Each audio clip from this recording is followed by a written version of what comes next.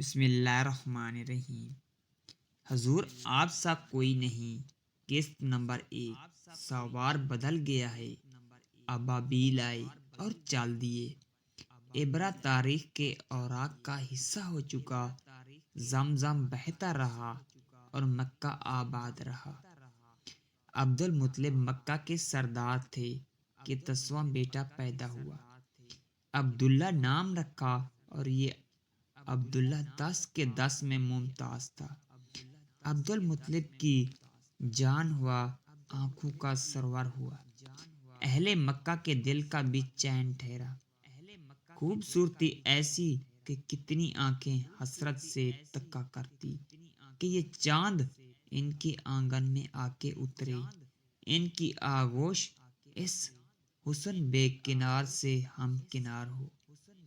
عبد المطلب نے ایک نظر مانی تھی کہ اگر مجھے 10 بچے ملے تو ایک کو اللہ کی راہ میں قربان کروں گا۔ عبداللہ آئی، کچھ عمر بڑھی، عبد المطلب کو نظر پوری کرنے کا خیال آیا۔ بیٹے کو ہاتھ سے پکڑا اور صحن بیت اللہ کی جانب چال دیے۔ ایک ہاتھ میں چھری، ایک ہاتھ میں عبداللہ کا ہاتھ۔ مکہ کے پہاڑ ایک بار پھر ذبح عظیم کے منظر کو دیکھنے کے منتظر تھی۔ کبھی انہوں نے اسماعیل کو دیکھا تھا اور آج اولاد اسماعیل کو دیکھ رہے تھی۔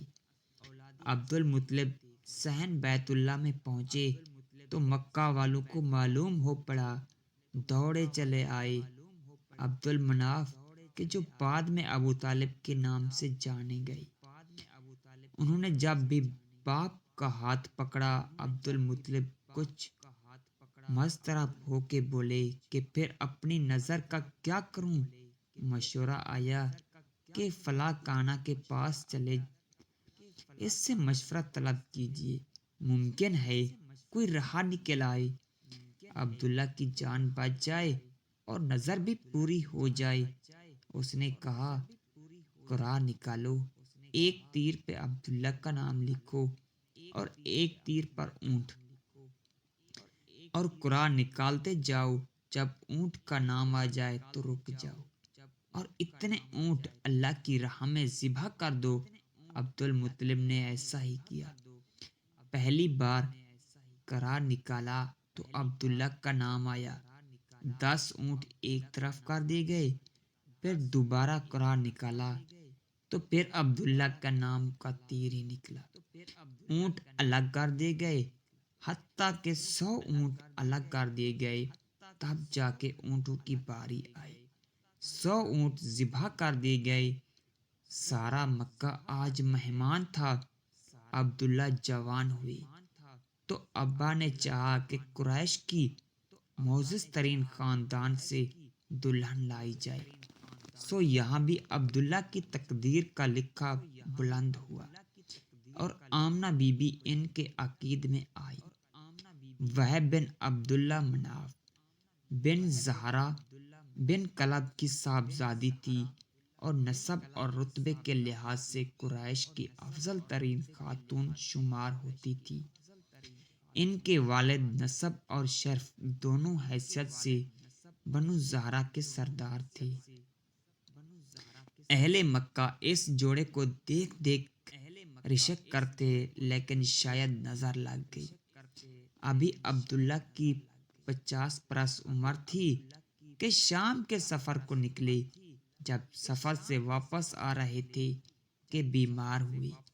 سورج ڈھل رہا تھا، لیکن یہ عبداللہ کی عمر کا سورج تھا۔ عبد المطلب کے نہال مدینہ کے جوار میں رہتے تھے، سو اپنے والد کے نہال میں رک گئے۔ قافلے والوں نے مکہ پہنچ کے خبر دی کہ عبداللہ جیسے کوئی بجھتا ہوا چراغ ہوئے۔ عبد الطالب نے بڑے حارث کو دوڑایا کہ بھائی کی خبر لے، لیکن جب تک حارث عبداللہ تک پہنچتے، عبداللہ رخصت ہو چکے تھے۔ جوان دلہن کہ 2 ماہ کی حاملہ تھی، صدمے میں مرثیہ خواں ہوئی۔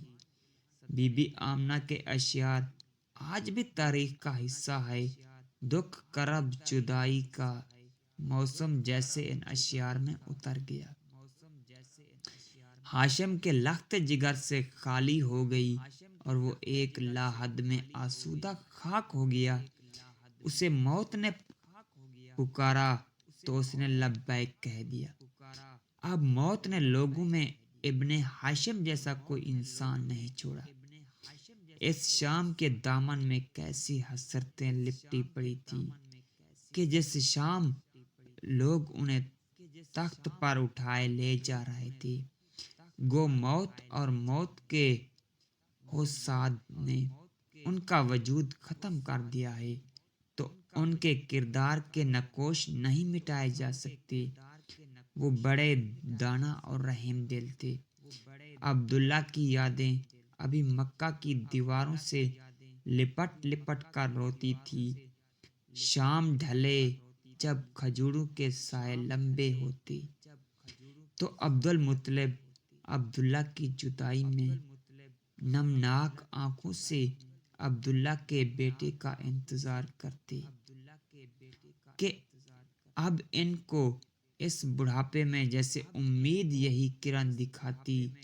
اب آؤ کہ برسوں سے تم کو بلاتے بلاتے میرے دل پہ گہری تھکن چھا رہی ہے۔ آکروش ایک روز امید کا سورج چمکا اور خبر ملی کہ بی بی آمنہ کے ہاں سراج اترا ہے، بدر منیر اترا ہے۔ عبدالمطلب کی بوڑھی کمر جیسے پھر سیدھی ہو گئی۔ ان کے آنگن میں جیسے پھر عبداللہ اتر آیا۔ اب دادا اور پوتا جیسے ایک دوسرے کی جان تھی۔ اہل مکہ کا رواج تھا کہ وہ اپنے بچوں کو 2 برس کے لیے دیہات میں بھجوا دیا کرتے۔ وہاں ان کی پرورش ہوتی اور بچے تھوڑا سا بڑا ہوتے تو ماں باپ کے پاس واپس آ جاتی، اور جو بچوں کو لے جانے والی دائیاں ہوتی اس کی حسب توفیق خدمت بھی کی جاتی۔ بنی سعید ایسا ہی ایک معزز قبیلہ تھا جو روایت عرب کا پاسبان تھا، جو عرب کے خالص ماحول کو سنبھالتے ہوئے تھا، اور جہاں مکہ والے اپنوں بچوں کی پرورش کرنا پسند کرتے۔ بنی سعید سے مکہ کی طرف قافلہ نکلا۔ ان میں ایک کمزور سی گدھی پر سوار خاتون حلیمہ سعدیہ بھی تھی، اور ساتھ ایک ایسی ہی نائف و نزار اونٹنی پر ان کے میاں سوار۔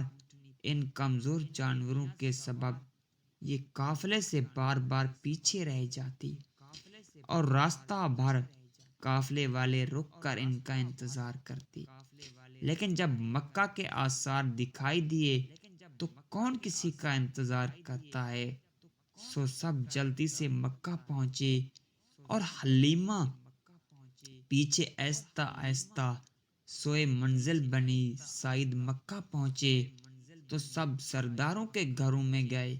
بی بی آمنہ کی طرف بھی ایک سے زیادہ لوگ گئے، لیکن جب دیکھتے کہ بچے کا باپ نہیں ہے تو کچھ نا امیدی سے نکل آتے کہ سر پر باپ نہیں، یہاں سے کیا ملے گا۔